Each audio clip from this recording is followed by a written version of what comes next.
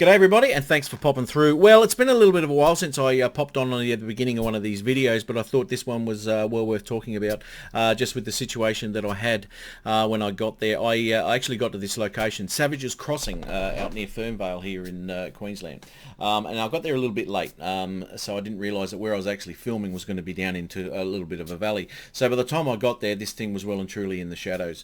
But what that did do was give me an opportunity to muck around with the Two's camera.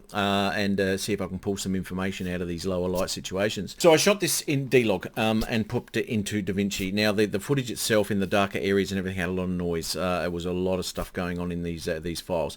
Now because I haven't got the paid version of Davinci, I haven't got the denoise available. So what I actually went and did was bought a LUT and I whacked that in. So the LUT itself is working okay, and I really wanted to pull out the rich dark areas with as little noise as possible, and also keep the colour that the D-Log 10-bit has captured.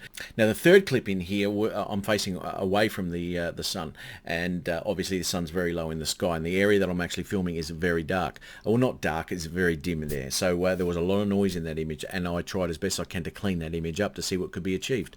So I have mucked around with that quite a bit, although I haven't watched it on a 4K TV yet, so I really don't know. I should go and do that in a minute. But it turned out okay, and to pull the information out of that D-Log file, it seems to be okay. I've still got colour there and all that sort of thing.